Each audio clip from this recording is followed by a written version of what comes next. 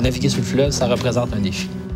Je dis souvent, les montagnes rocheuses, les gens y vont. Ils vont faire de l'escalade, ils vont faire du ski, ils vont se promener. C'est utilisé, mais le fleuve, il n'est pas utilisé par le monde comme un... C'est comme s'il ne faisait pas partie du territoire. Il était comme oublié, délaissé. À partir de 2006, j'ai fondé Comaris, le concept étant se servir de l'environnement comme d'un outil d'apprentissage. Plutôt que de se servir d'un livre pour passer des notions, c'est se servir de l'environnement immédiat. On veut créer un réel lien d'attachement entre les personnes et le fleuve. Puis la façon de le faire, c'est en naviguant.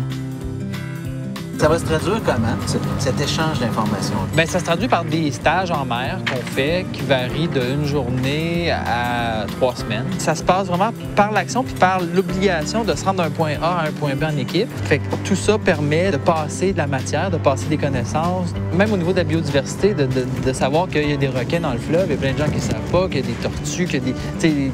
La réalité des gens au quotidien, c'est la réalité des pêcheurs qu'on va croiser, la réalité d'un biologiste marin qui travaille, lui, sur le fleuve. C'est un monde à part qui découvre. Fait il y a la découverte du fleuve dans son ensemble, puis la découverte de l'industrie maritime, de la culture aussi qui s'est étiolée au fil du temps. Il y a un coût pour les stages auxquels les jeunes participent, qu'on essaie de résoudre au maximum avec l'aide de certaines fondations. Donc ça nous permet d'offrir certaines bourses à des jeunes pour réduire les coûts, voire les absorber au complet. C'est vraiment du travail de terrain, puis c'est des affaires qui sont le fun à faire, mais qui sont difficiles parfois.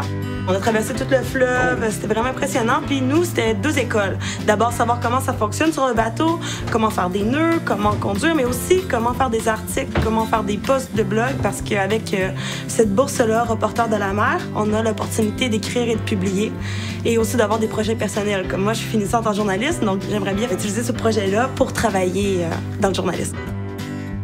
On offre des formations en entreprise qui met l'accent sur le leadership. Le bateau, ça les sort de leur milieu quotidien. De faire un peu une analyse de leur pratique, de leur façon d'interagir, de leur façon de travailler, parce que sur le bateau, c'est un travail. Et puis cette méthode-là leur forme, comment je pourrais faire pour faire ça? Je pourrais-tu faire quelque chose de différemment? Je pourrais-tu considérer mon collègue différemment? Je pourrais-tu mettre à profit ses forces plutôt que d'avoir un combat contre lui? La navigation, surtout sur le fleuve, requiert nécessairement un effort, requiert de la persévérance, un travail d'équipe. C'est beaucoup plus gratifiant en bout de ligne parce que quand tu passes à travers ça, tu as vraiment une fierté d'avoir réalisé quelque chose.